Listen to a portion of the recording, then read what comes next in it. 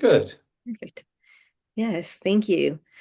Oh boy, I again thank you for agreeing to this talk. It's been I don't know, you speak to so many people, I imagine that you probably don't really, or maybe you do, I don't know, maybe you don't remember specific conversations, but yeah, I mentioned in my email we had talked way back March of 2024, Yes. is when we had first connected, and at the time I had, just like everyone else, you kind of follow this path, and I came across you. I think it was actually through The Secret is how I discovered your name, and then I saw the people that you were doing these talks on YouTube. So that's kind of, I thought I would take a chance too, and like so many of us out there, you do respond and you do connect with us. So grateful for that as well. But yeah, I just wanted to extend my thanks essentially because since our talk, back about a year and a half ago almost now, things have just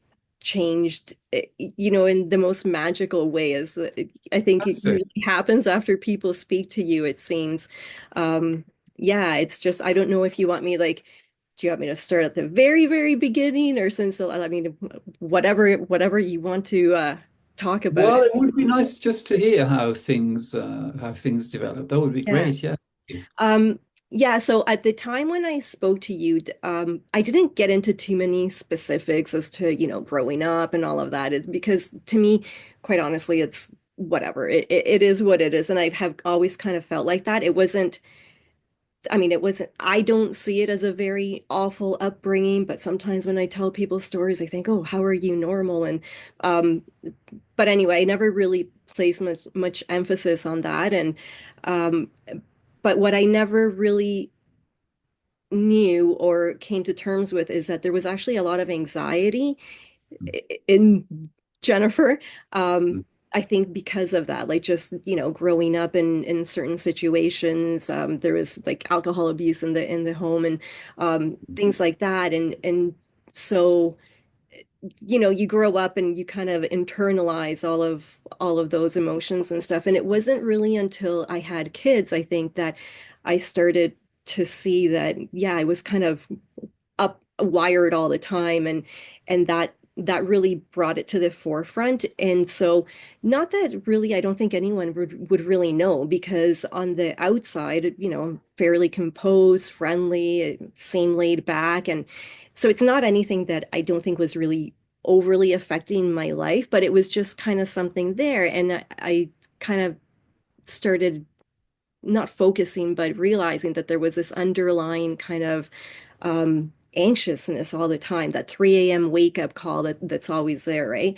So prior to speaking with you, I had actually gotten into the real estate profession as well. I work at a university, but I had also, I worked at the university for many years, and just before um, I I went into real estate, I had actually switched positions. But up until that point, like so many people, I just kind of felt not content with what I was doing. There was nothing wrong with my job, but it just felt like I should be doing something more, right? So I was never, it's funny, I was not a spiritual seeker like so many of the people on your channel have been. I never really looked into any of that. That hadn't really been something that had appealed to me ever. Like I kind of thought of it as, oh, it's just airy fairy stuff, it wasn't really anything that I had looked into. Um, but now I lost track of what it was that I was saying. Um, but yeah, and so when I went into, but that's what it was. I hadn't been fully content. Like I just kind of kept thinking, what am I supposed to be doing? This is not what I'm supposed to be doing. What should I be doing? So anyway, after speaking to a friend who was doing real estate, in this new position that I had taken at the university, I thought, oh, I've always kind of enjoyed or thought that I would enjoy doing that. So yeah, I'm gonna do it. You kind of have this idea, it's gonna be great. I get to look at houses and things like that. And it was fine.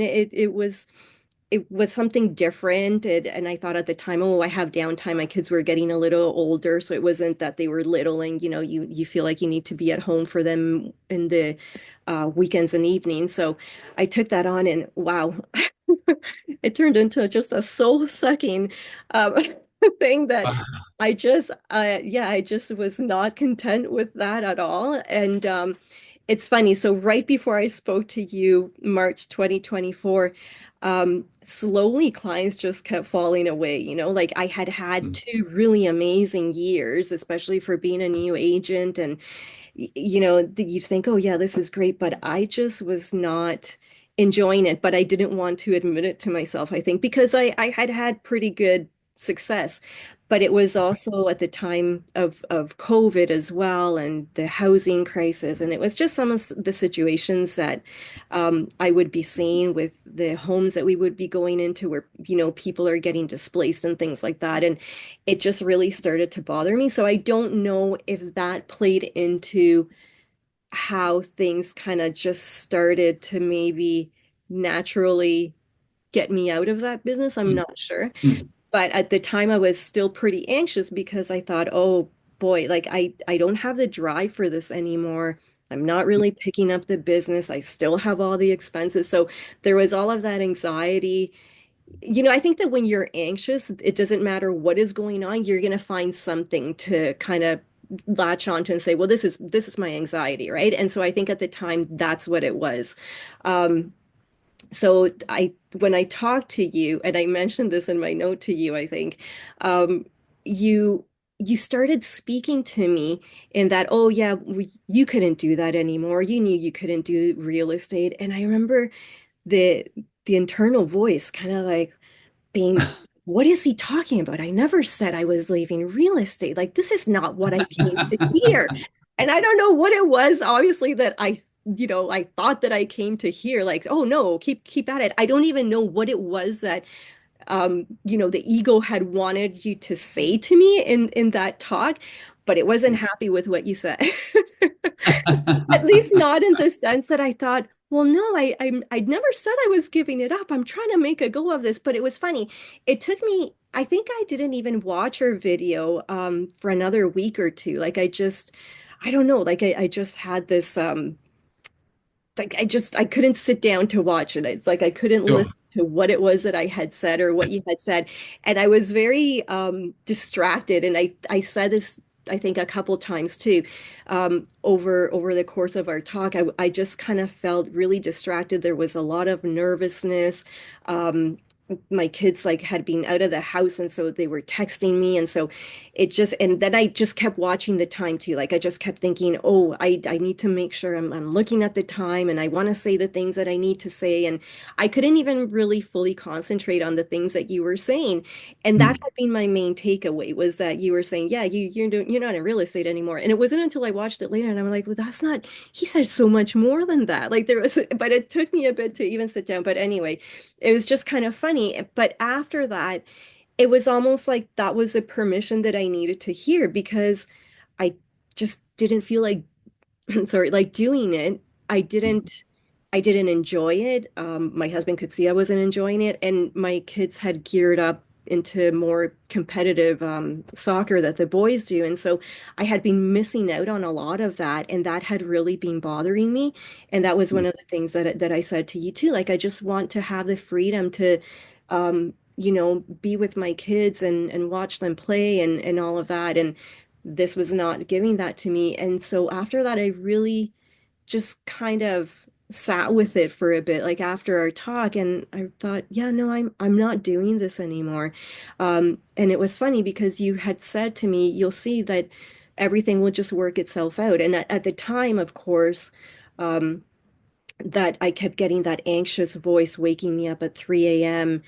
um just about finances, right? Like that's always like a big one, I mm, think, for me. It always has been, that plays into things. It's even though we've always been fine, we have a comfortable life, comfortable home, but that's always like one of the anxious little dramas that the voice is trying to mm, play out for me in when it wakes me up.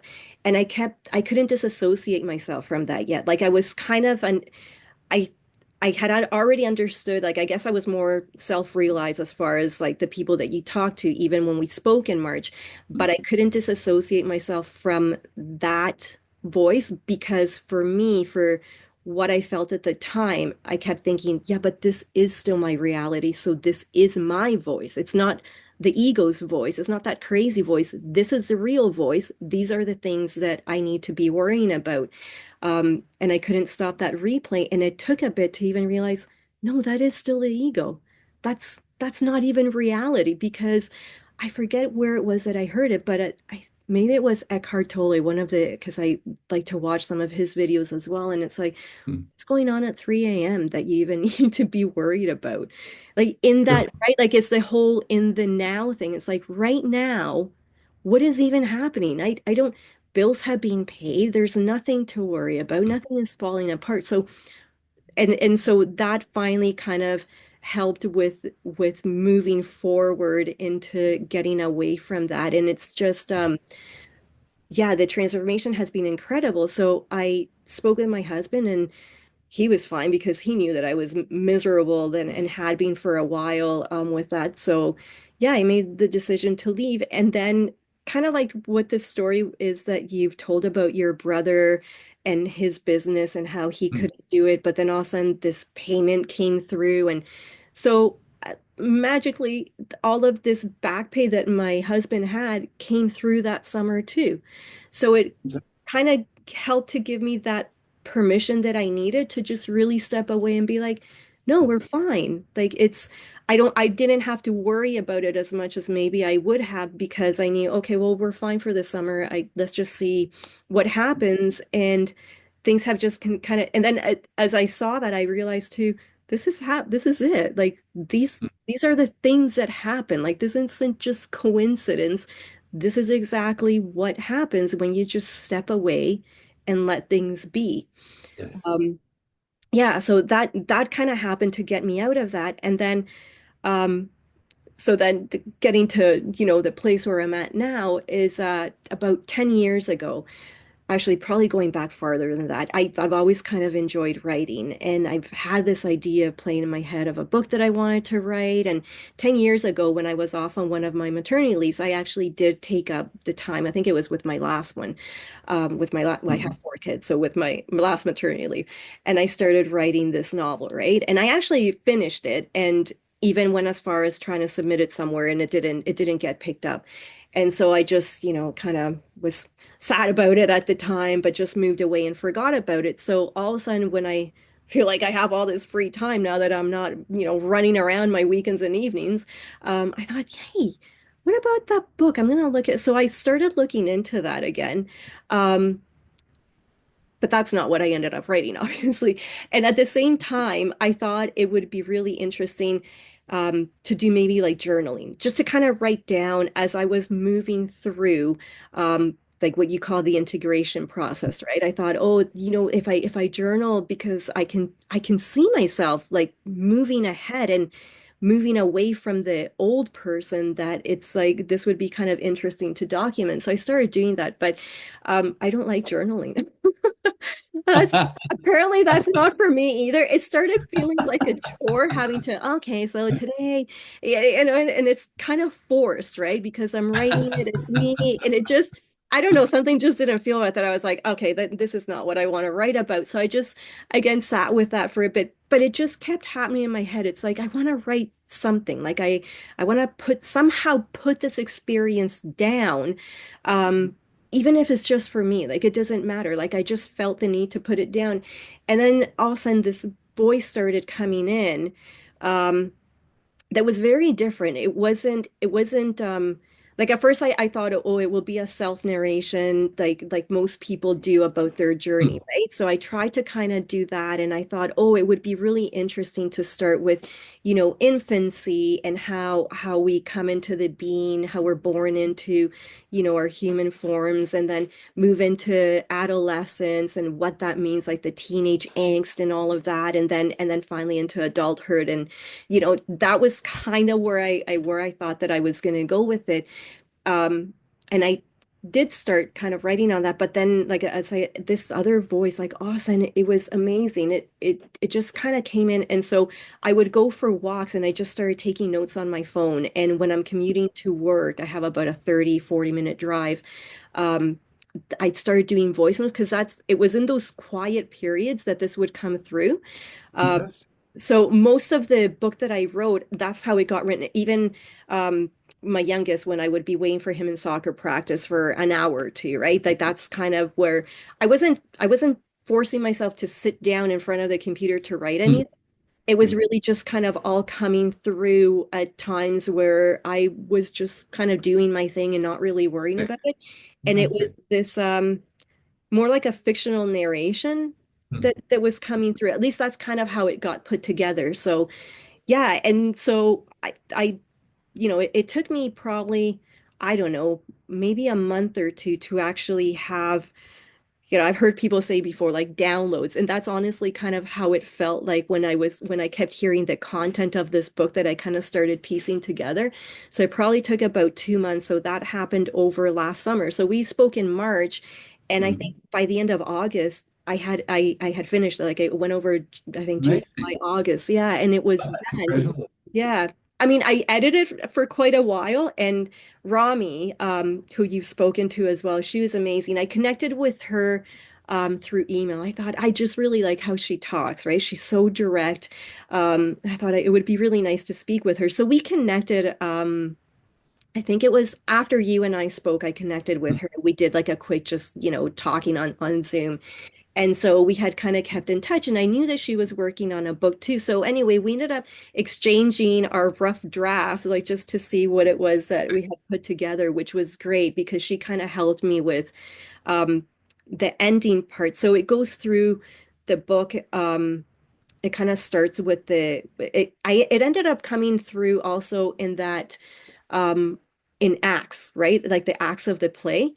And so yes. that's kind of the book is called The Play, An Act of Awakening. And that's the reason you know what, I can't even remember what came through. I think the idea of acts came through first, and then that's how the title of the book came through. So it goes through the first act is all about creation, forming the idea that it's going to create this universe and humans Mm, and all of that and how it filters through. And then the second act is the actual human act of infancy, adolescence, and adulthood, which is what I had kind of thought that I would maybe do. And then the final one is when the being is self-realized, and then what, like how they move through stages, and the back and forth pull that so many of us still have even once you're self-realized. Because that was, I think, one thing that kept playing with me is like, even prior to talking to you the back in March, is that, yeah, but am I self-realized? Because I still have the voice, and I still, right? And it's like you can't separate yourself for that. So it's like the questioning that goes on, but that's part of the normal process, right? Like that doesn't mean that you don't understand what's going on. It just means that you're still kind of moving back and forth. And so anyway, so that's kind of came out. And then the final kind of conclusion of the book, when I sent it to Rami, had just been more in my voice, because the voice it kind of narrates is just, I don't know, it just kind of just very um it's very flowy. I don't even know what it is. Like I'm not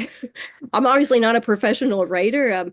The publisher, when he did his foreword, I was like, oh wow, that's insightful as to how he's saying that it's being written. But yeah, and the conclusion part, which I call the denouement, because that's kind of the revelation, and that's what that was. But it was in my voice, and it just didn't flow with the rest of the more lyrical style. mm. And so when I sent it to Rami, I was like, I'm not quite happy with it. What do you think? And she agrees. She's like, yeah, it does kind of stand out. And again, the ego was it's not pleased with that answer, David. Because it's like, well, now I'm gonna have to do I have to read, because she's like, well, maybe rewrite it. I thought I don't want to rewrite it though. No, But no. so I left it for a few weeks probably, and then this other kind of um narration started coming through, like more kind of, I'll call them quotes, because that's how they would come through when I would be taking my notes on my phone.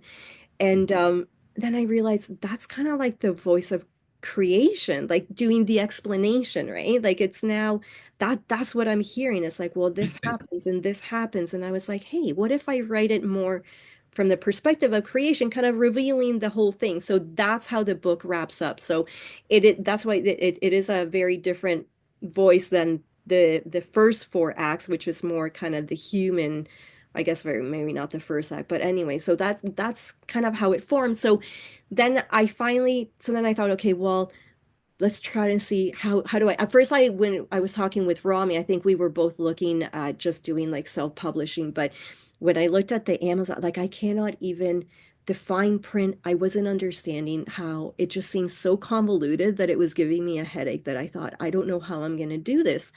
Mhm. And so at my job at the university that I work at, probably a year before all of this, year and a half, one of the department heads had said to me, "Hey, do you want to sit on this committee? Like it's a council committee and it's comprised of staff and faculty and grad students. I'm a program coordinator for a graduate program. So he said they were looking for like a staff representative from a grad program because some person had left and you just vote on things and it's just kind of to put piece thing together. And I thought I don't really want to like no. So I was like, eh. But then I thought, well, it's nice of him to approach me. So I kind of thought about it. And so he talked to me about it again at a meeting that we were together. And he said, well, you never know the connections that you make. And I thought at the time I was doing my side in real estate, right? And so the ego was like, well, what connections are you going to make for real estate and that, like it was kind of funny. That's the only thing that the ego could think of is like, well, what connections, right? And so I thought, but that kind of kept that little line that he said kept playing in my head that finally I was like, okay, yeah, sure. Like you never know where this is going to take you. So to point kind of bring all of this together, um, one of the voting meetings that we had to do, we had to look, it was like to nominate a like one of the grad students at the university or postdocs to do into the one of the positions. And so we had to look at their CVs, their resumes essentially, and then do the vote. And so um, I was quickly looking at them and I for some reason I picked up the one and this student he had written a book and had it published and I don't know why I thought, oh, let me look at that, like I'm just curious now because this was long before I had even thought about coming up with a book. Like this was, I don't know how, before I even spoke to you back in 2024. um, so so I looked at it and yeah, I just I Googled his book, or it took me to Amazon and then it took me to, and I was curious to see like who the publishing company was. Why? I don't know, Mhm. but I did. And so I remember that. And then all of a sudden, tie this together 2 years later, which was Mhm. last summer, I started thinking, hey, who was a publisher for that grad student that I looked up? So I looked it up again, and it's an indie publishing company, and they do like esoteric books and just kind of I think. yeah, it's very different.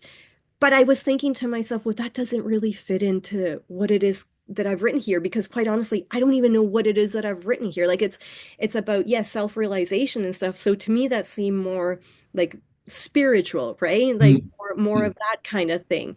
The airy-fairiness that I had always kind of disregarded my whole life. That's kind of what more that I was thinking that my book was.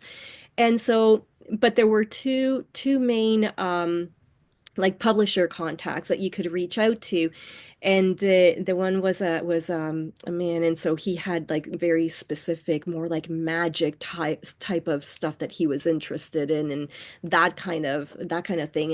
And when I looked at the woman that was on their site, she had like her blurb as to what she's interested in. It was very similar, but there was one that said spirituality or something that I thought, oh, well, maybe I'll send it to her. And Mm. so I thought, well, what do I have to lose? So it was the most informal email, like not a properly composed book pitch that you see that publishing companies want. It was just like this, three paragraph email, and just saying, you'll never know, but by coincidence, and I don't believe in coincidences. It was just like this very strange email that I wrote to her about how there were no coincidences, and I came across this, and so I'm just gonna send you this. And so I sent her like a few of the like three act or three scenes of the book or whatever, and I thought, well, whatever. And she responded to me within a few days and said, yes, we will take your book on. And I thought, what? I couldn't believe it. Wow, fantastic. Yeah, it was the strangest thing. It was just I thought it was going to be this huge thing, especially because I had written that other book, like a decade ago, and you always hear how it's so difficult to get published and how publishers even look at it. But it was really more, I mean, obviously that they agreed to publish the book, but it was just the linking of events, even, 2 years prior to me even writing Amazing that sequence. book. Yeah. Yeah, and just the fact that I remembered having looked at that publishing company, because I remember thinking this is very strange. Like it was just like I said, it was an indie company. But anyway, and then even funnier is that the lady that was at the publishing company that said yes, and she said, I will pass this on to our main publisher, who was the gentleman whose profile I had also seen on there. um, I would have never sent it to him based on what his write-up was. She was in the process of leaving the company to pursue something else. So I Mm. basically sent her my email within a week of her leaving. Had I waited another week to send it, I wouldn't have even seen her on the site. It would have just been him. And I don't know that I would have thought to send it, right? Because I would have been like, well, my book does not fit into this at all. So it was all of these, like it was just had to be perfectly timed in order for me to send it and have her look at it. And yeah, it's just yeah. So anyway, so to make a long story short, David, since our last talk, I've written a book and now it's published, and it's just like amazing because like it was such an incredible process just writing the book. Like Mm. it was so Mm. enjoyable for me that um I was just doing it for the sake of writing, Yes. which I think is also how it's supposed to happen, as opposed to maybe trying to force something into being. It was just like I didn't really set out to write a book. I was just trying to, like I said, jot things down, and then all of a sudden ideas just kept snowballing. And yeah, that's where I'm at now. So yeah. Wonderful. Mhm. Just the way it came through you, really, very naturally and effortlessly. It's Yeah. amazing. And you just sense that the sequence of things, the perfection, but with no, you were kind of intuitively gauging things as you went along, but it all just worked out. And sometimes it's quite alarming to see how things can work so easily. Yeah. So it's Yeah. incredible. Yeah. Fantastic. And I think that's what maybe makes people think, oh, like when something is too easy, well, it's too good to be true, right? And then we start Mm. feeding into that voice, and then that stops things from being too Yes. easy, I think, Yes. right? Like we stop ourselves, but if you just let it be and just say yes to all the easy stuff. And that had been one of the main things when I spoke to you in 20 last year, was that I had always had this sense where everyone tells you you have to work so hard to do this. And, people who have worked hard to get to where it's like, well, I worked hard and you got to put in the hours and I think that's why I was trying to stick with real estate for as long as I did or could, and thinking, well, no, I need to work hard at this. But there was always this underlying kind of the real voice coming through saying, no, it doesn't have to be hard. Things just should be easy, like, and I had said that to you, but instead I would hear the ego coming through and saying, you're just being lazy. It's not going to be easy. You need to work hard. If anything is going to be worthwhile, you're going to have to work hard. And but that voice kept coming through, right? And so that was again one of the takeaways from our conversation that really spurred me on to just stick with it and not sink back into like that hyper anxious voice Mm. that wants to be like, no, no, stay away from that. And oh, if it's too good to be true, there's bad stuff coming. So you know what I mean? Which is Yes. another thing that I would always play into, is like, oh, things are getting too good here. Whoa, let's tone this down because something bad is on the horizon. So let's not have too much of a good thing. I think like a lot of people, I think, feel that or hear that and then they believe it, and it's not true, right? No, It's definitely. yeah. So yeah, it's just yeah. That's magical. It's just, yeah, it's amazing. But well, the sequence of things, and even your husband getting the back pay, and the timing is just impeccable, really. But it just makes you it well. It really increases faith because you see actually it does work, and it works most effortlessly when it's just allowed to flow, and when you're just being authentic, like the things which you recognized you didn't enjoy, like all the things, the way you felt about real estate, that was your intuition. It was telling you that actually isn't for you on a frequency level. It was telling you that.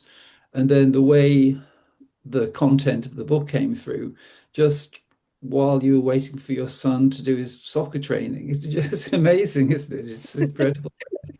Yeah, pretty much. Pretty much. Yeah, it is amazing. Um yeah, it's incredible. I'm actually wrapping up a second book. I don't know if you Oh, know, they're not very big books. Like the first one, The Play, I think is only it's 64 pages, but and I think the publisher when he first looked at it did kind of comment on how it's short because of the titles that he publishes. They're usually like, these big mm, thick ones, but I thought, well, I'm not going to write just for the sake of writing. Like I'm not going to just throw more content on just to make it longer. Sure, I could do another 100, 200 pages on this, but I said what I had to say. Like there was nothing else that needed to be said. But what's funny is that at the same time, that I was just kind of doing my last edits and things, and I was still kind of getting these like little downloads that I was putting on my phone or whatever. Some of this stuff wasn't fitting into it. Like some of the stuff that I was getting, just I was like, I don't know where this is fitting into, but I wrote it down anyway.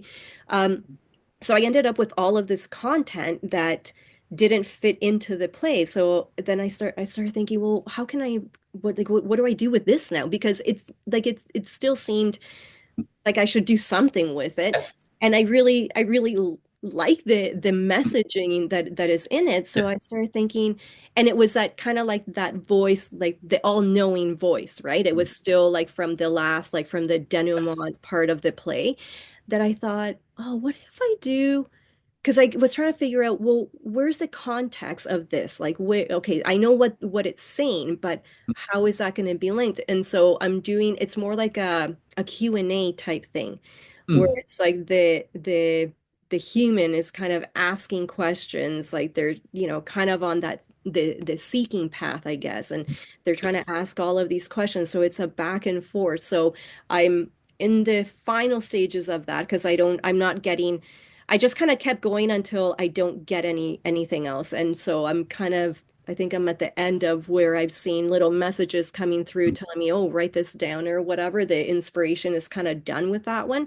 So I think I'm just going to start working on the fine tuning of that and we'll see. I don't know if this one will fit into as much like with the publisher that I went with. I don't know if this is something that they'll pick up, but I mean, we'll see, right? If it's meant to be out there, then it will find its way. And yeah, I don't know. Like, well, yeah, it's very interesting.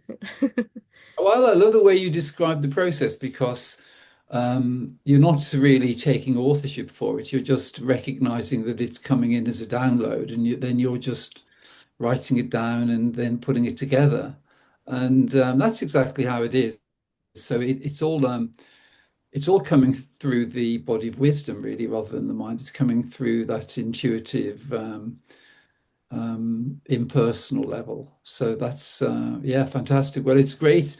It in a way, well, you may have recognized that you've always had that ability. It's probably been there all your life. But it's just come into focus more now. But it's just that all the conditioning we have in the education system and in life in general, which is saying that, we have to make an effort, it's all hard and not very pleasant, and we tend to buy into that. And because our consciousness is infinitely powerful, if we adopt those beliefs, then we limit ourselves so much. But it's such a relief to see that it isn't like that. And it reminds me of the way things were when I continued painting following realization, because it just kind of flows through, and all of the critical aspect just falls into the background. And that's the way you describe it, really, the way it just flows through, and you have this sense that it's exactly the way you need it to be. And it just comes together. And then when you've completed that, you move on to the next thing. You don't say, oh, well, I should have done that more, I should have done it better or differently or something. It's just that sense that the job's done. You know that that was perfect for that stage of creativity, and then there's something else which comes through.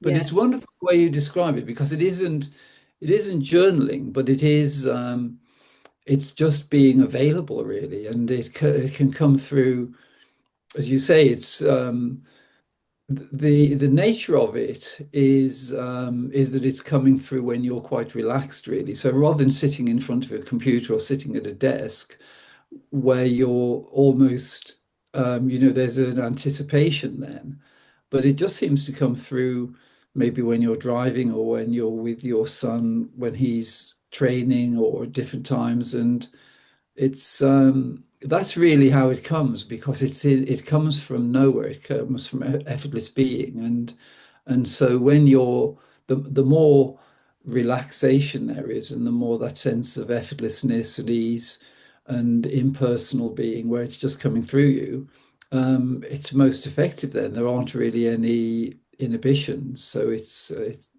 great. Yeah. Yeah. No, that's exactly. Yeah, like that describes it perfectly. And it's funny that you say about how the authorship, Mm. because so I don't know if you noticed, but in it's my title, or not my title, but the name that I used was not Jennifer Franco. I just used J Franco. And I didn't want to put my full name on it. Like there was this, not that I didn't want to put my name on it, but there was kind of like this, no, I don't. It was almost like giving it too much of a personality. Yes. That makes sense. And so, Yes, I like that. Yeah. yeah, so I thought, what if I just do, and then I just kind of saw the cover, and I just saw when I saw like the vision, it just said Jay Franco, and I was like, yes, because it's kind of nondescript, right? Like Mm. it's like, Sure. who is that? Is it a man? Is it Yes. a woman? Like who? I don't know. And so I thought, yeah, that's how I'm gonna write it. And yeah, even Fantastic. I have little quotes throughout the book, like at the top of each act. I think it begins with a quote that kind of has to do with the content of that, or sorry, each scene that has to do with the content of that scene.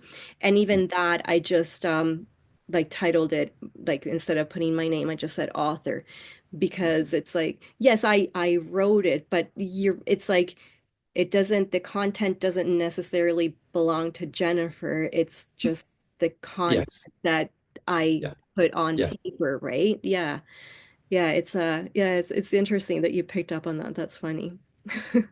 Well, it really shows how effectively you're aligning with impersonal being rather than stepping too much into the personal mode. Because I think lots of authors, they try to create things, but personalization is playing a big part. But that's an impediment, really, because to whatever degree we're maintaining personalization, we're limiting the flow that's coming from impersonal being. But you sense that on some level that that's the way it is. So you've minimized the personalization. And so that's why it's come through really effortlessly and very quickly, really. Yeah. So but it could be a lifelong project, really. But it's clear that you're kind of being used by infinite intelligence. There's something about the way it's downloaded, the way it's been put together, the way it's supported, the sequence of events. It's all being guided and supported. And so it's quite it's quite magical, really, the way that happens. And just to kind of it's sort of witnessing the way it unfolds rather than having any sense of anticipation. It's just seeing, how it comes to you. And even the way you described, you knew that the continuation of the downloads, you knew they were valid, but you didn't know in what context initially. But then it became apparent that it was actually the second book emerging. Mhm. Yeah. Yeah, exactly. Like yeah, it just, and I mean, the ego probably would have just jammed it into the first book, right? Especially to make it longer or whatever. But it's just like I kind of wrestled with that for a bit, and I thought, no, it doesn't fit. I'm not going to, like I said, I'm not going to just keep putting stuff in. And I remember hearing you, one of your talks with Rami, when Rami was talking about how she was working on her book, and you gave her the advice, don't spend too long on like the fine tuning, like you'll know when it's done and then just leave it. And that actually really helped me because I say that I think the editing actually took longer than just like the whole writing down of it.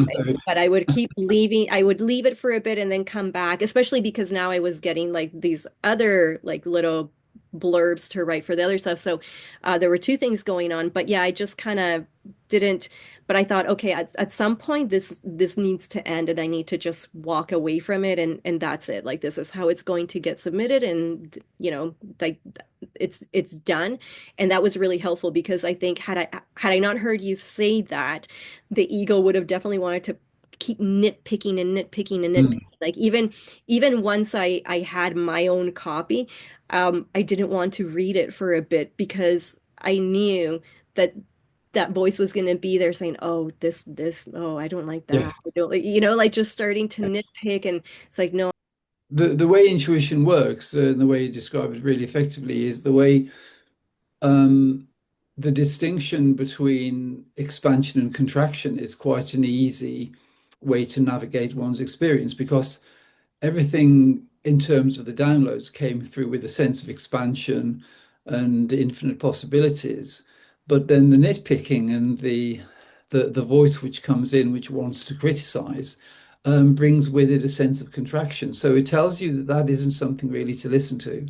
yeah, for sure. And that actually, the distinction that you make with that, that was actually a huge help for me as well, to just keep moving away from that like dualistic energy that as you explain it, because like I say, I even after we spoke last March, I kept waking up with the anxiety replaying, like, what are you going to do about this, and what are you going to, and even just like regular work stuff, did you answer that email, like just ridiculous things, nothing that was ever earth shattering, but it feels like it is, and it keeps you awake, for a good 2 hours. And it was finally, I think that was actually how I finally saw it. Oh, this is the crazy voice still. This is not A real. crazy Because voice. it was right. It's like because it has that the contraction. It's like Yes. so now after that I slowly and now I sleep great. I mean, and sometimes I'll still wake up and I'll just kind of hear like the little replay that's there, but you can laugh at it after a bit because you see it Yes. and it becomes you become like the observer, right? You're just Yes. observing it and it's like, oh yeah, there's all the thoughts. Like this is crazy that this would keep me up for hours and I'd wake up in a hurry to do this and that. And it's because I finally was able to, and I think that without having, at least for me personally, without having that distinction of feeling, because you physically feel it, like you just Oh, feel definitely. everything Yes. just kind of contract. And it's like, oh, this is not the real me. This is just fluff content. Like this, Yes. whatever is going on right now is actually not important at all. And yeah, when the inspiration for the writing was coming through, it was just, I mean, I just felt incredible. I was so energized. It was effortless, right? Like to use your words, but it really was. It just kind of just flowed and came through and I wasn't in a rush for anything. It was just let it happen however it happens. There wasn't any trying to force things into being, which is another thing that you do when you're feeling constricted. You're trying to just jam something you know, into being that shouldn't be or change it or whatever. And it's like now I I have a much easier time just sitting back and letting things be. Like even with my kids, right? That has been a huge help because I think I used to kind of breathe down their their necks a little too much before and get all worked up about all kinds of things. And it's like, oh, whatever. Like my oldest son, he he we were able to send him to Italy on an exchange last summer. So he had been working up until then. He did his English credit in Italy. So that was a great experience for him. But he quit his job at the golf course prior to that because he knew that they weren't going to give him a month off or whatever. So we said, okay, fine. But then he still had 1 year of high school to finish. So when he came back, we said, okay, so, time for you to go find that job now. And he just kind of sat on it, David, and just didn't really do anything. And he only had one course. Our schools here are semesters, so there's 2 semesters to the high school year. So the first semester, he only had one course. He never got a job, David. He just sat around, and the old me would have been on him nonstop. And his thing was, in the second term, he was going to be, it was his co-op term. So it's when they get to go out to a workplace site or whatever. So he had that, and he was like, no, I'm going to find one where they pay me. And we're like, that's not how it works. You don't get paid for that. Like every now and then you luck out, because he had lucked out the year before and they had paid him. So he just had it in his head, no, I don't need to find a job. I'm just, when I get my co-op, I'm going to make the money then. Guess what happened, David? Exactly Hey, that. yeah, yeah. He found the co-op and they paid him. And it was just, and it That's was great. funny to me because, and I think even my husband would have been on him more had I been on him more. But I Mm. think, kind of like that whole, you kind of spread your Mm. energy through the house, and I can see how it's always my crazy energy that has been spreading through the house. So if I get worked up, other people get worked up, and it's just kind of, but if I'm Mm. calm, then I can kind of, have everyone be calm too. So my husband, he would say it a little bit more, like he would be like, he really needs to find that. And I was just like, just let him be. Because quite honestly, this boy, this is how he lives his life. And I now get it. And it's like things just happen for him. I mean, the Yes. fact that we even sent him to Italy for the summer without him having to lift a finger, right? It was actually his best friend. It was a mom that approached me, and she wanted to send her son. And at first we were like, no, no, no. And anyway, we ended up doing it. So it wasn't even anything that he asked to do. It just fell No. into his lap. And so he just kind of lives in that flow that um, I'm not going to necessarily tell him this yet, though, because he may back off a little too much. But anyway, it's just funny. Like, just my point, like, had I not had this perspective, um, I would not have been happy with how he was living his life and approaching things, but I just thought I'm just going to let him sort it out. And if that's what he thinks, then great. And yep, it worked out for him. And, so I just figure, okay, well, so the backing off is not even just for me, it's backing off in Definitely. other circumstances, right? And it's hard, like especially as a parent, like you think, obviously I can't back off on everything, but it's taught me a lot. Like it's interesting to me how much we can actually give so much more autonomy to our kids than what we do, right? Definitely. Because like the whole idea, it's like even in the play how in the infancy one where it describes how it's all the energies of everyone else that are being imposed on this little tiny being, right? It's not even yours. It's all everything that you get, that you kind of inherit as you come into this world. It's just being imposed right down to your name. Yeah. You don't pick your name. Everything is just given to you. And so that's what we do throughout our kids' lives. And it's like, well, what if we just let them be a little bit more and let them have that curiosity and ease rather than saying, you've got to work hard. If you don't work hard, you're not going to get to where you want to be. Well, I'm finding that that's not the case. So how can I go and say that to my kids when I don't think it is? Like, let's just see, right? So yeah, yeah, it's really, really interesting. I'm definitely like where I was last year to where I am now is just so different. So very That's different. wonderful, especially in relation to your children, because Mhm. you just see that the human experience is such a frequency game, and if we're not introducing fear and limitation into their experience, then they have a much more expansive and magical experience, and you can just see that. So it is like a game, and it's really nice to play with that. Obviously, there are practical considerations, but whenever you can just give them that level of freedom, it's great because we all make progress on the combination between experience and faith. So if we have faith in something and then we try it out and it works for us, it gives us even greater faith, and then we can achieve even greater things. Yeah, So it's fantastic the way you're allowing that, to come into your children's lives. yeah, yeah.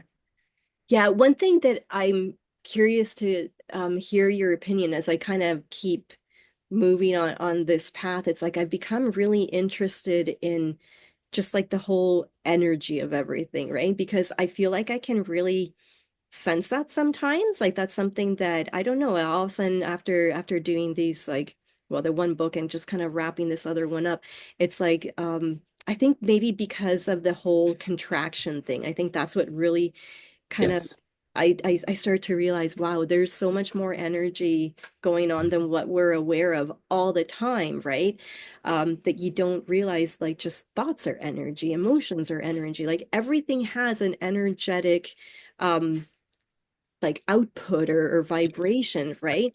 And so yeah, I'm just kind of delving more into that and I don't know where that's going to take me, but I feel that there's something there. Like I have what I call an airy fairy friend who loves all this stuff and she does Reiki, like she's a Reiki instructor. So anyway, I haven't talked to her about all of this yet. I think she'll be on board. But you have to watch what you say Yes. to. But I think she would understand.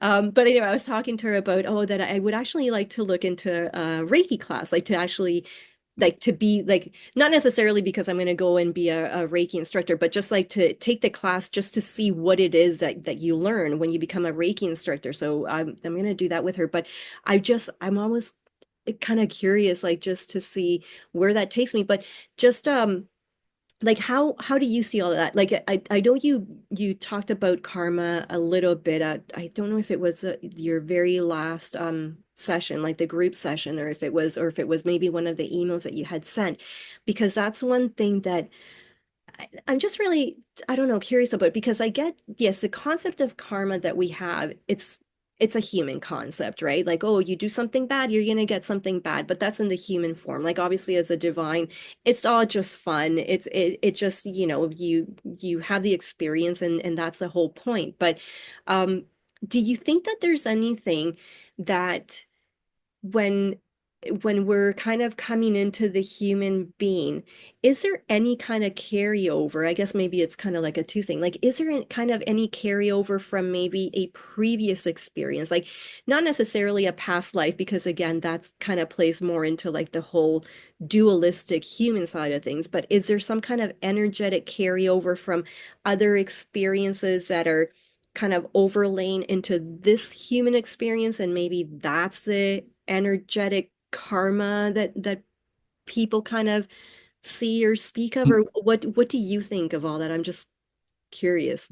Really, there's an absolute and a relative aspect to all consequences, really. So if you take, if you take conditioning, for instance, you're born into a particular family and there appear to be certain limitations, on a relative level, that can seem like an impediment.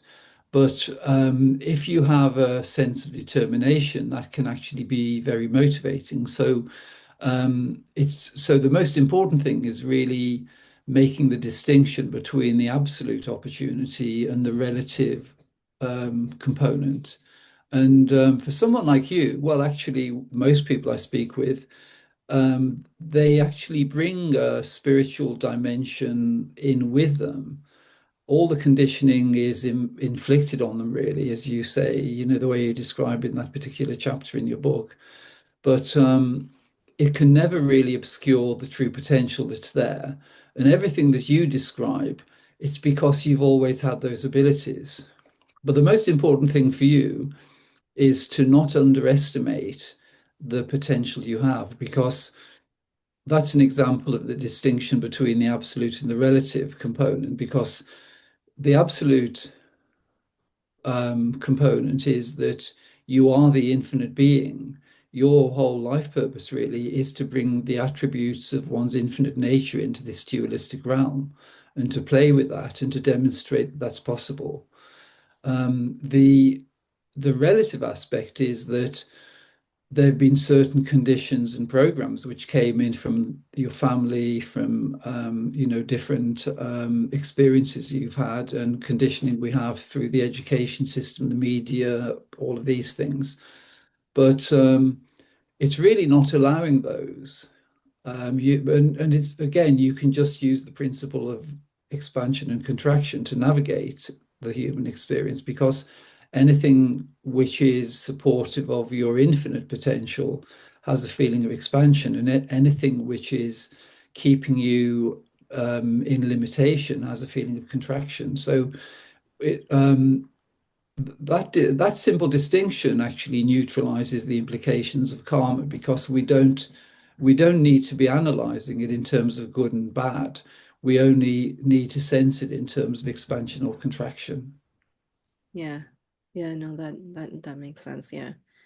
Yeah, like there's definitely something to the energy that you have in this life, but um and I think for the most part, obviously, part of the game is that you're kind of being sunken down into the vibrations of like the lower energies of the dualism, but that's or the yeah, like of the dualistic energies or whatever, but it's kind of yeah, like that game that you're until you realize that it's the contraction that is keeping that in, right? Like it's like you just keep sinking and sinking and sinking and sinking. That's why you see people spiraling down. But then, yeah, as soon as you start releasing some of that, um, it's amazing what happens. Like I even physically, like I can feel before I would feel more tired more often and like things like that, or even if I was awake like now, even if I kind of wake up like say 3 in the morning, I'm not, because there's the anxiety isn't there with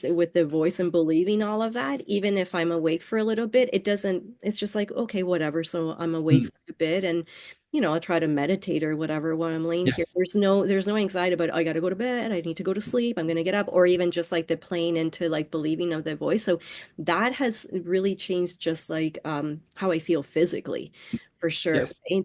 It transforms everything. And it's funny how and I think maybe you talked about this when we spoke last year, just like the physical, like, or maybe you did, maybe I don't know, but um just how ill people are these days, right? Mm. Physically and mentally. And it's like if you can just and it gets worse. It's like you get one bad illness and it's almost like you see Mm. people plagued by all of these different Mm. things.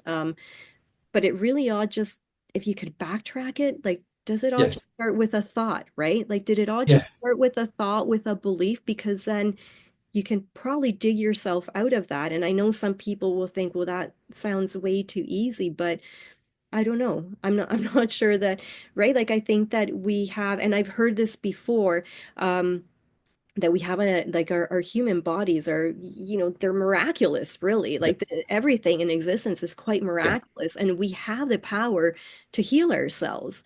Definitely.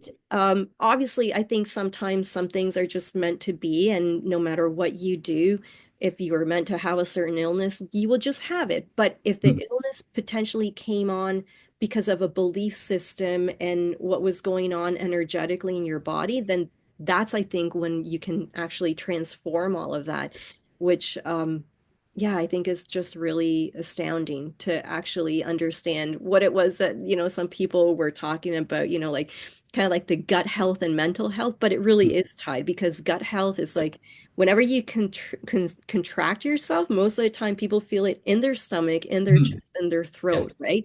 And so Yes. that's all tied together. And then that, that plays into your mental health too. So yeah, it's all really interesting. So it's like that whole that's kind of like the whole like the fascination of the energy and just how powerful all of that is. Like it's just amazing. Um yeah, and just like reading about um that I found this author, Ivan Antic. Uh, Mm. he has a ton of books and it just very very interesting. I started getting into, he wrote one that's like about the quantum side of things, which the brain has kind of a hard time sometimes wrapping around, like how everything is like all the different versions of you type thing, right? Which is how you collapse your realities because you just kind of the observer effect. So some of that I find, a little complicated to read through. So I have to like keep rereading stuff, but it's basically the same idea that he talks about, because at the end of the day, it's like when you see in his writings that he also understands that it's really all just the observer effect again, Mm. right? Like we're Yes. creating everything, and everything sprung from one, right? Like the one source, and it's all just kind of like fractal geometry, but everyone has the same powers, the same potentials. It's just a matter of kind of like unleashing that or whatever.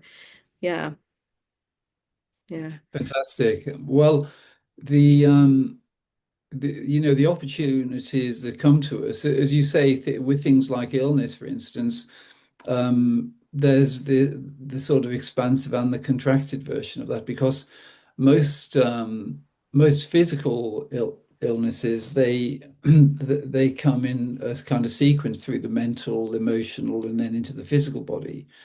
But then establishing functioning mainly from the body of wisdom, from effortless being, it tends to rectify any imbalances in the mental, emotional, or physical. But you find that even if there is some imbalance which comes in, they tend to be there for a particular period of time. But they're always an opportunity because even in the most extreme example, so if you take say a terminal illness, um, a terminal illness is really an opportunity to fully return to one's infinite impersonal nature and to function from there completely with no investment in the personal.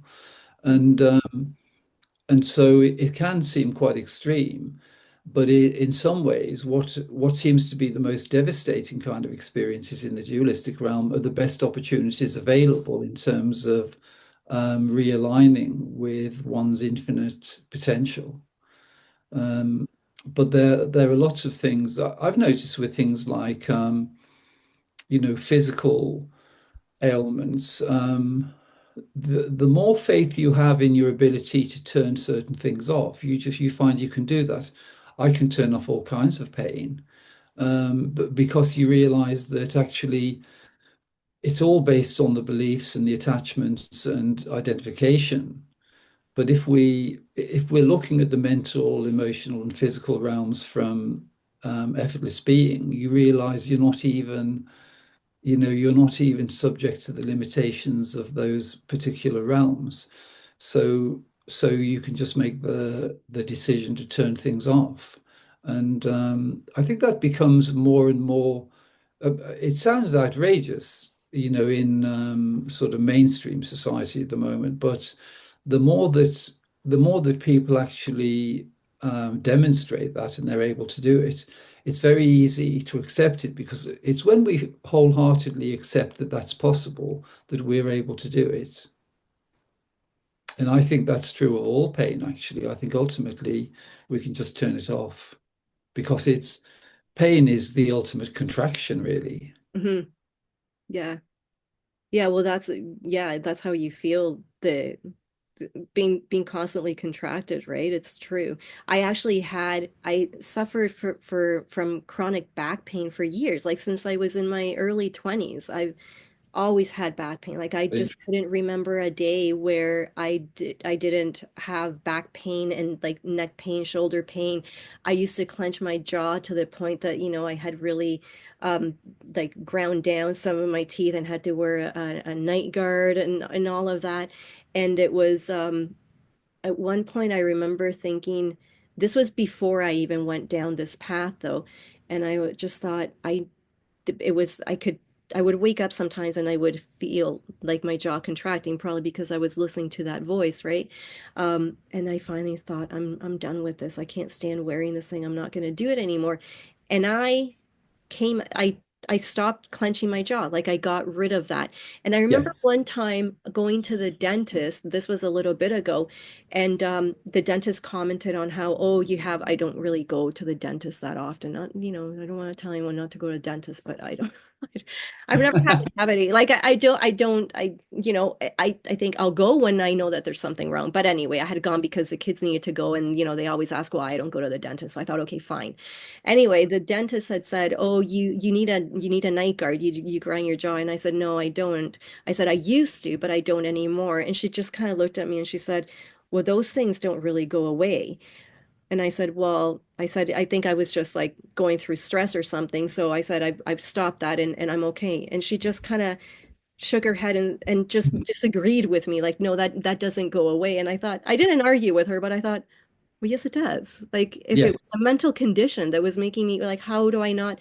But what's funny is that even since more recently, um, even the back pain is completely gone. Like once I started to um, not listen to the crazy voice, we'll say the ego. Yes. But once I started relaxing and just getting into more like meditation and doing some yoga and stuff like that, like obviously yoga helps, yes. But even before, like the back pain was so bad, like some days I would have a hard time. And this was like when I was, like I say, in my early or late 20s, early 30s, having a hard time getting out of bed because my back hurt so much after sleeping. Like I couldn't actually sleep in because by 5 in the morning, my back would be hurting too much. And I even went to the doctor. They did scans, whatever. They couldn't find anything like that. That's how bad it was, and no one could figure anything out. And it's like it was just anxiety. And this is what I mean when we first started the talk is that I never understood the internalized anxiety that I'd had from, like childhood, whatever, and just like kept carrying it into my present.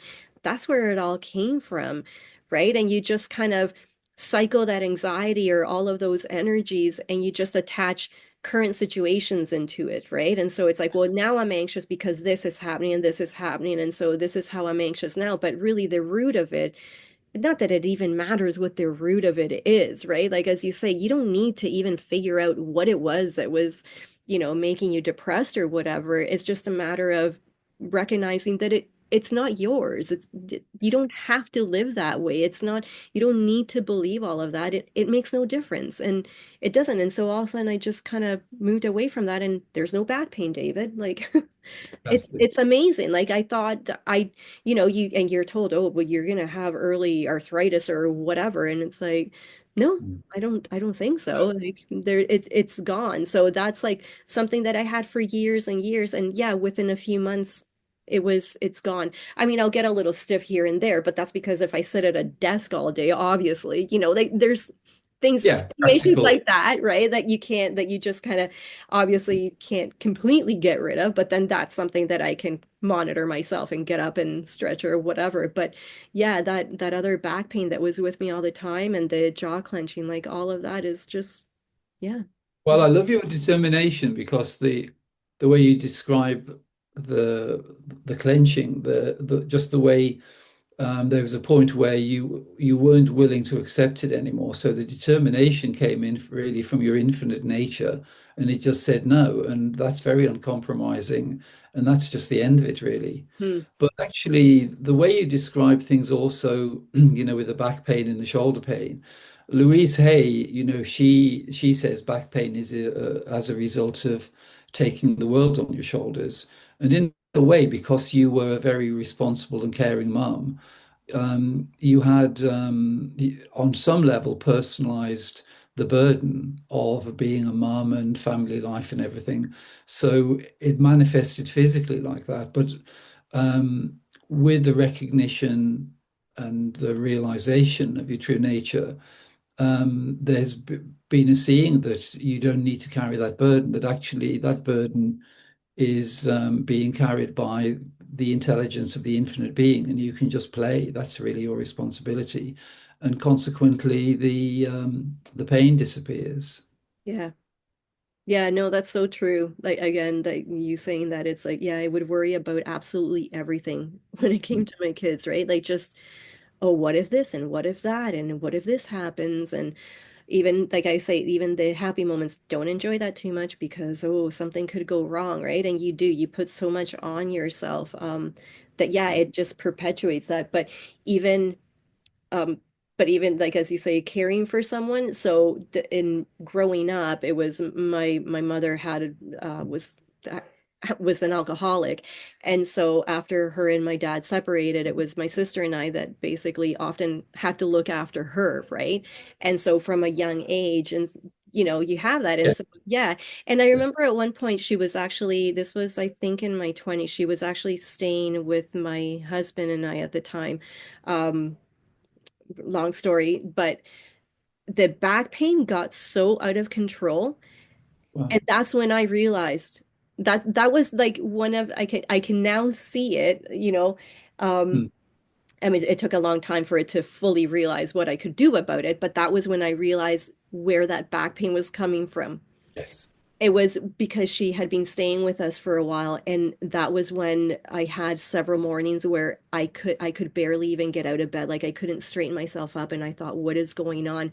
And then I don't know, it's hard to say like the timeline, but I remember there was a realization somewhere along the way, oh, it's the stress of her, or I mean, Mm. she's not to Yes. blame, whatever. She's just going through her thing, right?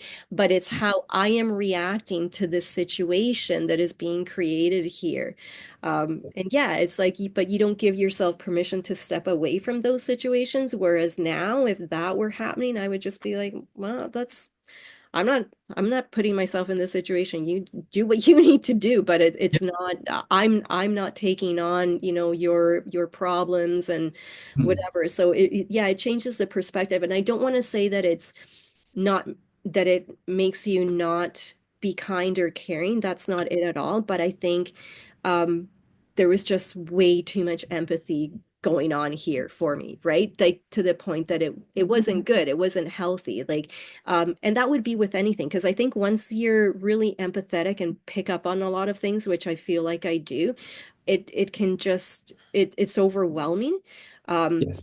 I don't know if I mentioned this like when we talked a year ago or not. I think I did, but even like with animals, I'm a huge animal lover. I could spend, David, weeks or months if I had seen a homeless animal suffering somewhere. It would play into that nightly wake up thing. I should go find that. Where is that animal? I need to find it. What has happened? Like just then at the time it seems like, oh yeah, no, I'm being really kind, but no, like this is just crazy. Mm. Like just let it Mm. be. Like things just are. And not to say that it's okay to see someone suffering and let them be, but it's just why is it causing me pain and suffering weeks after the situation, like if it's done or whatever, right? And so I've kind of stepped back from that, and I think that has actually really helped too. Like I still care about the things that I care about, but I'm not working myself up and thinking that I need to save every animal that is out there, right? Like it just I'll do what I can, but then Mm. that's it, right? Like you can only do so much. And as a Yes. human being in this Yes. That's lifetime, I the can only take on so much. the- And I think I even created stories sometimes like, oh, if you see someone, even like homeless people or whatever, or a kid, and you think they're suffering, and then it turns out it wasn't even that. Like you just created this whole story because you saw this one little snapshot of something that happened, and then it's like everything was perfectly fine the whole time. But the crazy mind wanted to create these stories because I think it was that constant energy of anxiety, and so it was always latching on to, oh, look at that. yes. That's got to cause anxiety, and that's going to cause anxiety. And right, it's just looking for those things. So as once you remove that, it's like seeing things through different, like a different prism or something, right? You remove Yes. that, it's no longer color coded blue, and now it's just clear. Right. Sure. Yeah, yeah, definitely that has helped me too. So, yeah, it's just amazing like how all the different ways in which these talks have helped David. Like the fact that you do this and that people can talk to you one on one, I think is just amazing. Yeah, I don't even know if you understand how many people you have probably helped. For me alone, like I say, my life has transformed, right? I would probably still be an anxious, nervous wreck. My kids wouldn't be as happy with me as they are now, but yeah, it's incredible. It really is. And I love the group sessions when we get to hear from different people. Like that's really helpful too. Yeah, it's just It it's great. Yeah. Do is you amazing the way it just evolves on its own really. Yeah. Yeah, I know because you say that you don't really put yourself out there, right? You just let things come to you.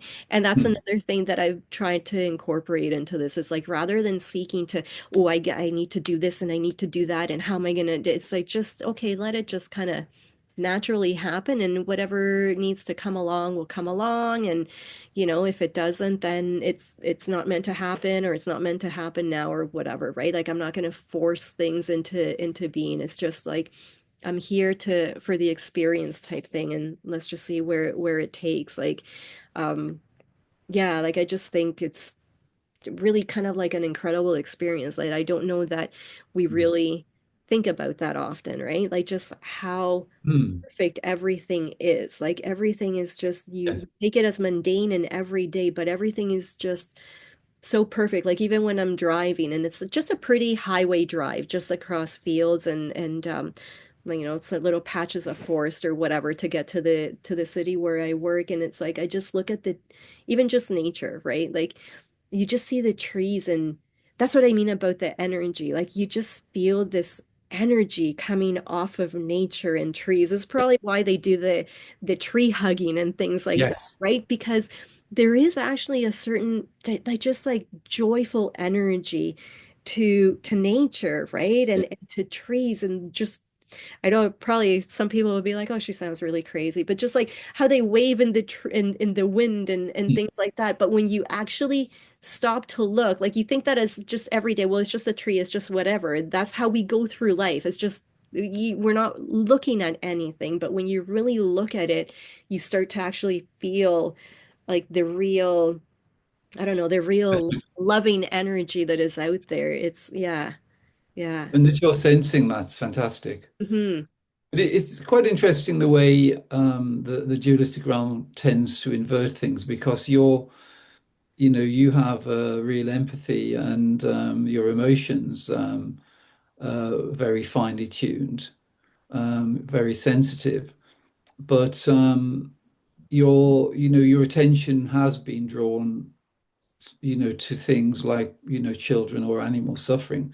But I like the way you describe it because what seems to have happened is that the emotional aspect isn't being activated. So it's just the practicality of dealing with the situation. So that's when life becomes a bit easier because you're like with your mum, for example, if there's the practicality of dealing with this situation, so you're as kind as you can possibly be, you do everything that you possibly can, but without becoming completely overburdened on a personal level, or to be emotionally disturbed by it. And you find that the energy that's available and the solutions which emerge from that are just much more effective, really. And so it's obvious that those things are emerging for you, but the sensitivity in terms of energy is something just for you really to be alert to because that's a gift which you have, but it's I think because of the withdrawal from the personal realm and the ability to be functioning from effortless being, your natural gifts are coming to the fore and you're just sensing them. Yeah. So it's Yeah. great. Yeah, it is great, right? It's yeah, it's pretty magical, I guess. One question. I know that we're I don't want to keep you too long, David. I know it's your evening. Um, but I'm just curious, in your day to day, like are Mm. you surrounded by like do you just openly talk about this? Like do people in your life, like family and friends, are they aware that you do these talks? Like, do they know about this, or is this kind of something that you just hold more privately, or like how? I ask because I'm still at this stage, like it still is kind of, I'm still working through it, and so people around me don't really know No. like No. this side to the fullest, right? And even my book is kind of like, oh, who do I tell? Like, who do I put that out to, right? Like, it's kind of, they're gonna look at me and be like, what are you talking about?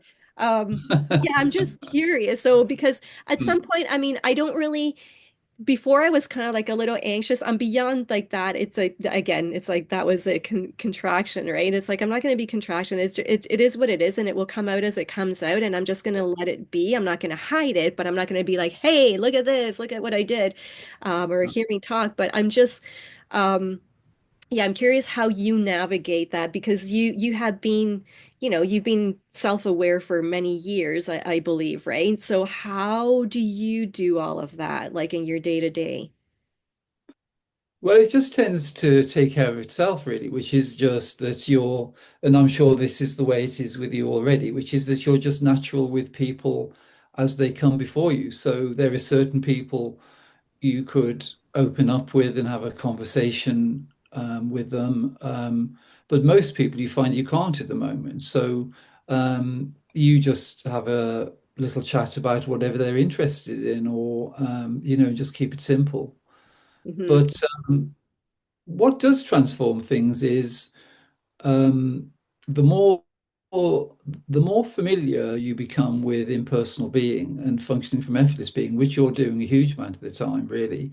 Um, that is quite infectious. So people will pick up on that, and they won't know that, but because you're actually functioning from unity consciousness, which includes everyone that comes into your space, and they'll begin to feel that. They won't know what it is because nobody's ever told them, but they'll sense that. So you can sometimes find a deepening in friendships and relationships, even just on a human level. Hmm.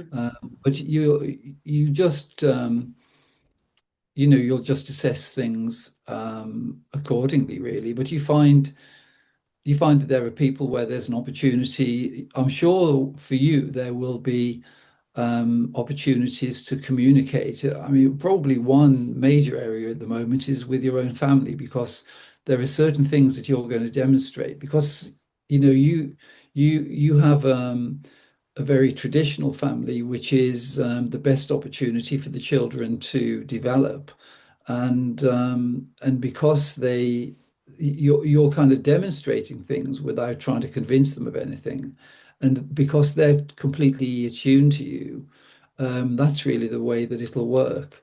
So probably one of the biggest areas of responsibility at the moment is for your own family, but you'll find that other people will come in through your books, different opportunities which will come in. But it's being attentive to the things which come to you effortlessly, really, because when you when you just establish the principle for your life to be as joyful and light and magical and loving as it can possibly be, that's really the basis on which everything works effortlessly. So there's no persuasion, there's no effort, there's no trying to take advantage of any situation. Everything just, comes to you, and it's just really very joyful, and it continues to expand and develop. Yeah. So it'll be great fun, really. Yeah. Yeah, it's like that entering that state of curiosity, right?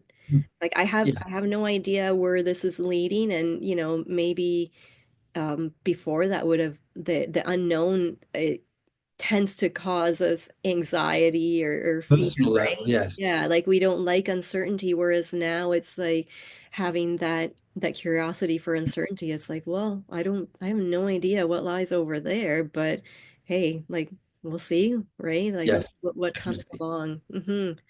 Yeah, definitely. Um, yeah, it's just yeah, sometimes it's just hard to really kind of even put into words what like the whole experience of all of this. Like it's just so kind of astounding, right? Mm. Like it just moving.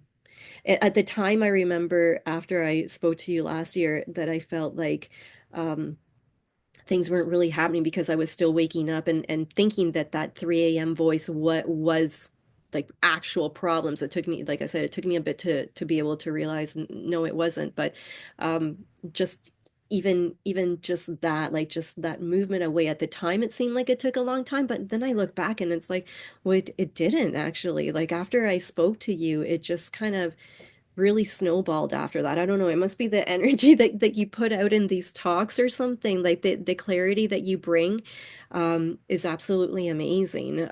Yeah, I don't know. You must have had, I don't know how you would explain it, if you had a lot of lifetimes where you've been working on this and perfecting it.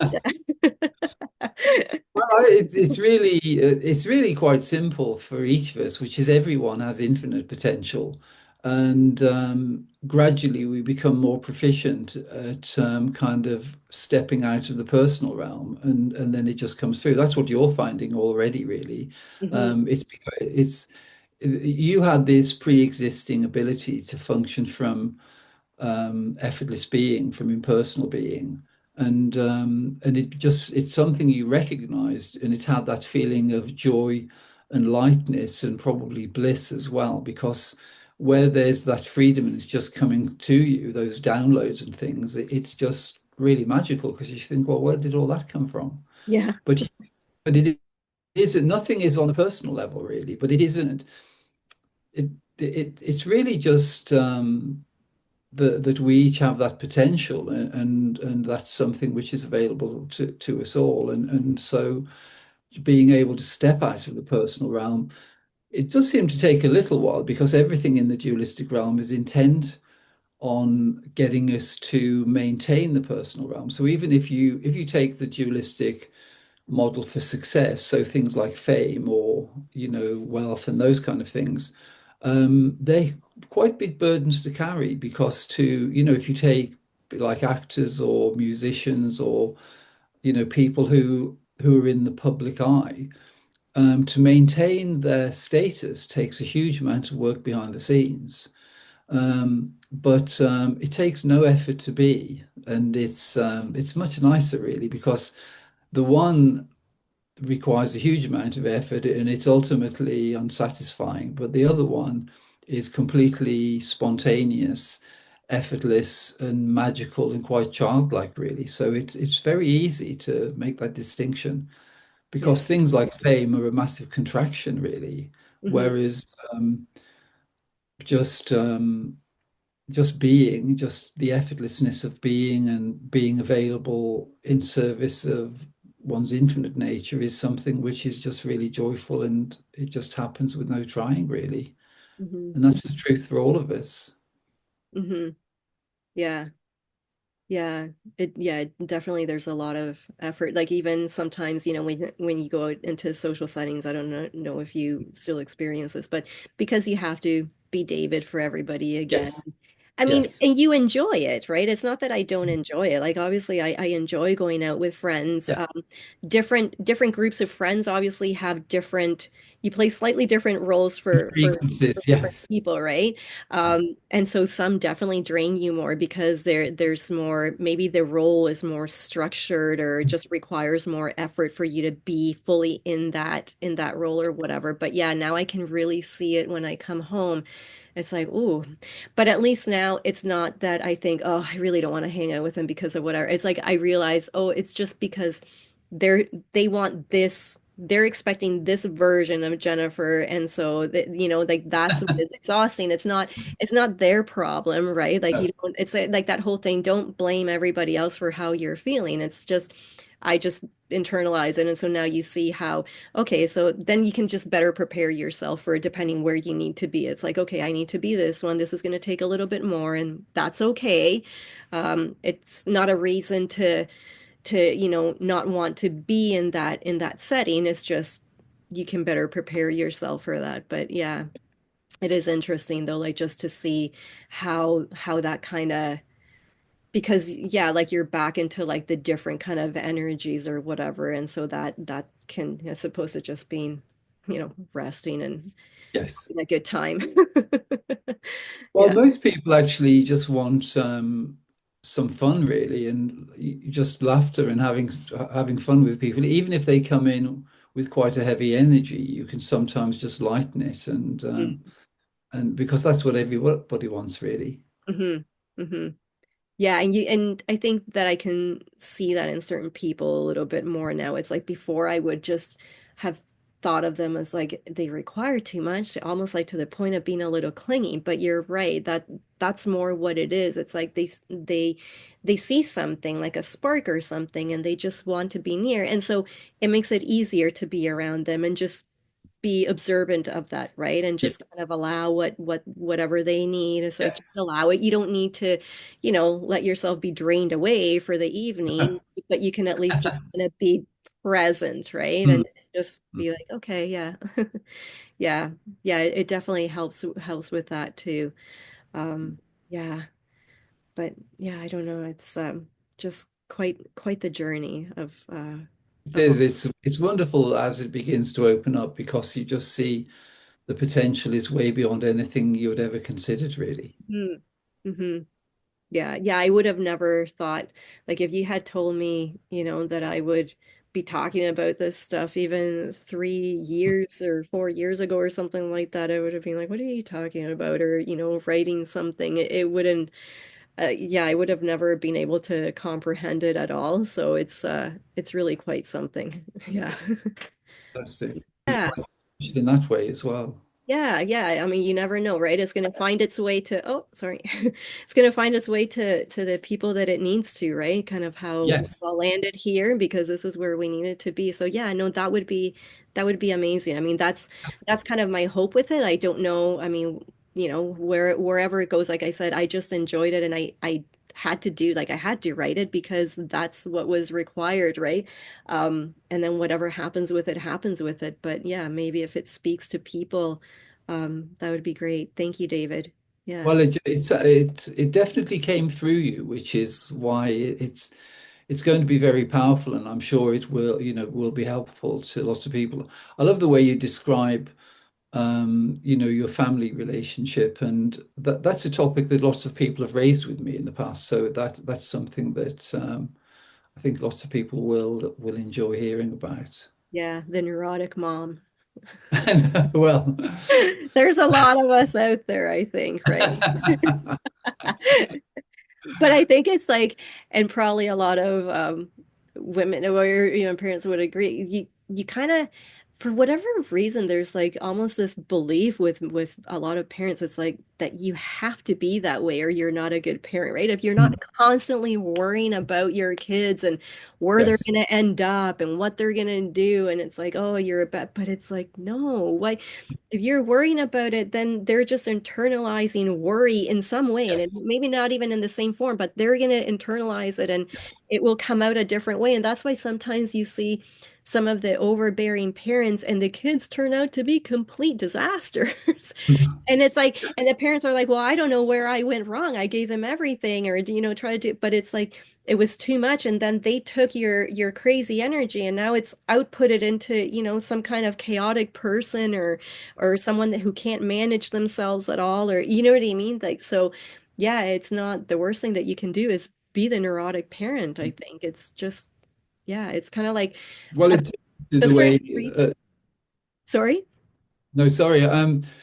Well, it's similar to grief in a way because we've been conditioned to believe that grief is necessary. If we really love someone and we lose them, if they die or they're ill, that we need to grieve. But actually, grief pollutes the relationship in some ways because what is of value is the love we have for them rather than the grief.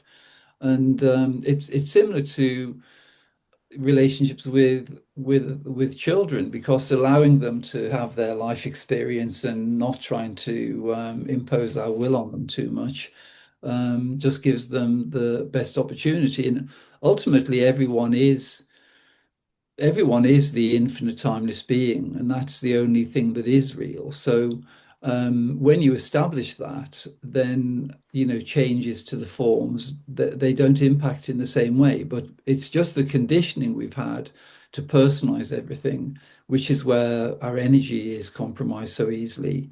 But when we see through that, it becomes much easier just to have, well, just lots of fun. And paradoxically, the frequencies which tend to bring experiences which aren't so pleasant, they're not being activated because when there's that feeling of ease and lightness and joy, we're not creating frequencies within which experiences which are unpleasant can find their way in.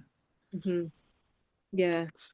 And even there are obviously changes which come along in life, but they're all seen in a much broader sense, and it's you can just see the potential in any situation, even what the ones which appear to be most limited, really. Hmm. Yeah. Yeah, it's true. Yeah.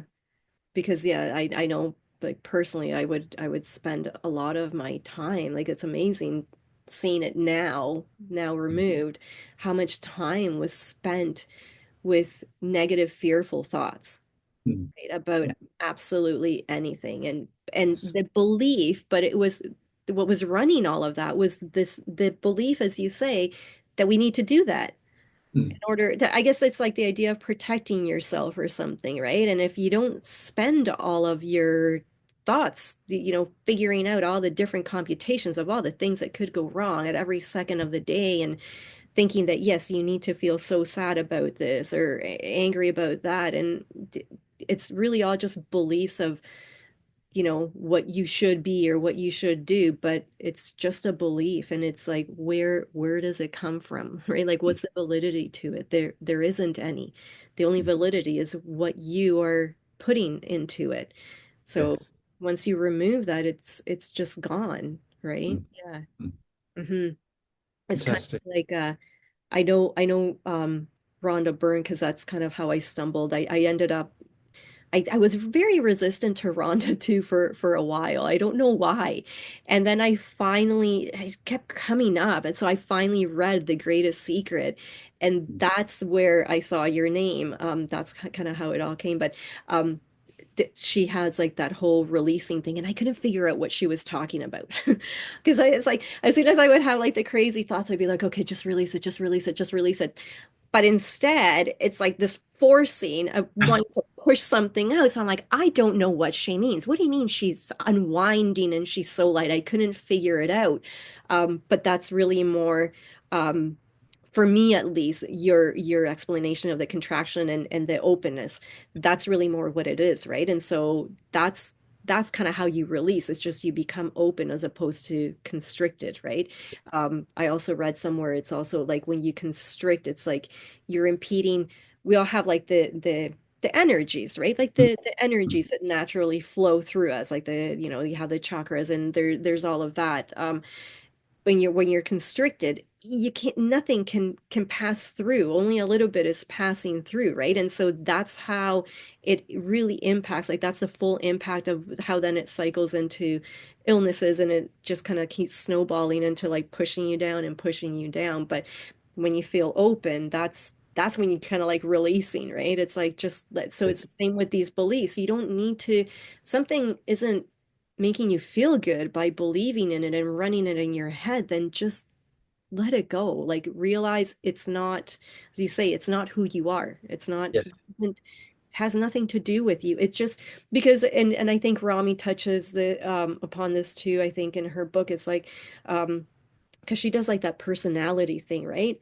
And it's really just all a program. And we're all just kind of like little carbon copies. Like everyone fits in a little shape. And it's like when you see it, it's like, yeah, that's kind of crazy. It's like we all look very different, kind of like snowflakes, but really at the end of the day, it's all just the same because it's all like this little programming that has gone in. So how is it that we all have the same worries? And the people that tend to worry about this also all tend to worry about this. And the ones that worry about that, you know what I mean? Like it's all of these little groups. And you're so unrelated. You don't even know each other, but there's like this kind of unity of how we're kind of programmed into it. So obviously there's like a little game being played there, right?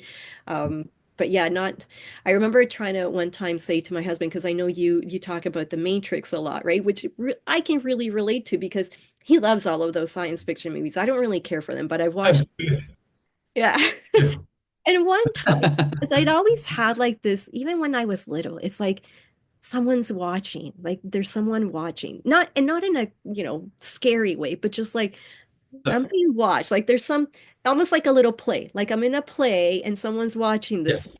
right? Like just that idea. Um, and one time, I think after watching Matrix or one of those weird movies where you're plugged in and we're all kind of, like it's that idea where the reality is not the reality. And I remember saying something to him because I thought that was actually kind of interesting. And I always thought like, hey, Mm. wouldn't it be weird if that's, and I said something to him about it, and I was like, do you ever think that maybe we are like in some kind of harvesting system or whatever, and what we're seeing is not really what's going on? And he just looked at me like I was crazy. So I was like, well, that's the end of that conversation. Like, but it's He funny how, likes the entertainment right? aspect. Yeah. So you can watch the movie and you love it, but like to ever think that that's possible, people just Mm. shut it down right there. And it's not like it's necessarily to that extent, but in a way it kind of is because yes, we're all here and we're going through the days and all of that, but the reality as to who you who you are in this role is quite different than what you're made to believe, right? It's Yeah, really more that definitely. idea. It's like who you really are is so much more incredible than what you could ever imagine that um that's that's where it kind of splits off. But I don't know that he's ready to hear all that either. So we'll see. I tried to get him to listen to one of the YouTube videos one time, kind of like what you did with your John Wheeler DVDs. Oh, We yes. were in the car, so we were in the car together. So I put it on to play it, and he sat through it. And I was waiting because I thought, oh my God, he's gonna love this one. I forget which one. I think it was with Kat, a younger girl, because she Oh, talks a lot about social media. So I thought, oh, he'll relate to this because she talked about the Matrix. Like you guys talked about the Matrix a lot in that one. And so I was waiting for him after to be like, wow, no. And I said, don't you? I'm like, don't, what do you think? Like, isn't that amazing? He's like, that's way too simple. He's like, that's such a simple explanation. Or it was something like that. Like, and that's exactly it, right? It's like you fall trap into thinking it it's not that simple, but it is that simple. But it is so funny that those were the words that he used because that's exactly the argument against it is that no, it is that simple though. That's all that there is to it. That's a big reveal, right? yes. Yeah. Yeah. Oh boy. But anyway, David, I'm sorry. I don't want to keep you. This has been like such a great talk. Yeah, I don't Yeah, even lovely to spend time with you. Yeah, been so nice, and just to hear the way things have unfolded for you. But yeah, it'll be a really great experience, and having your boys, they're just so blessed, really, to have you. To well, you know, I will maybe someday tell them that you said that. If I feel like someday they may want to watch this video, then they can hear it for themselves. I have a daughter right. too, though, so I won't leave her out. And Oh, let's fantastic, hope that she fantastic. feels blessed too. Well, she definitely is. Yes. Yeah. Yeah, no, for sure. At least I feel like I'm a better parent for this if that's even if that was the greatest takeaway, like even if it was all just a big what if. Okay, well, so what then, right? Like Mm. I'm happier for it. Like It's what tangible, does it yeah, matter? definitely. Yeah. Although I don't think that that's it. Because of how things move along, there's definitely like a bigger intelligence and great work at play here that is beyond what we're really thinking that there is. But anyway, it's good. Thank you Great. so much again, David. Like talking to you is just it's incredible. It's so nice to be able to speak to you again and yeah, it's just like having this very friendly face kind of guiding you through all of this, that's what it feels like, just kind of smiling and yeah, it's great. It's amazing and I just can't imagine being able that I would have been able to get to this place without all of your clarity. Kind of like the dark night of the soul. I think I would have just slipped into that and fallen prey to all of those awful little like snippets that want to come through. So having you and I don't even mean just like with the talks with me, but that's what I mean. Like your channel is just so valuable because it's like everyone offers kind of their own version of how they're moving through this, that it just really helps because everyone can kind of pull something from everyone else's experience. And I think that is just great that you have all of that available. And so huge thank you for making yourself available to all of us. It's amazing. Well, thank you. But it's really just a reflection of your own consciousness, really, Jennifer, because things just come to us. It's a kind of match, really, for what you represent yourself. So it's just a little mirror. a great mirror now. They used to be the greatest mirror, but I feel like yeah, now the mirror is much better. The reflection is much better. Fantastic. Yeah, lovely to spend time with you again. Yes.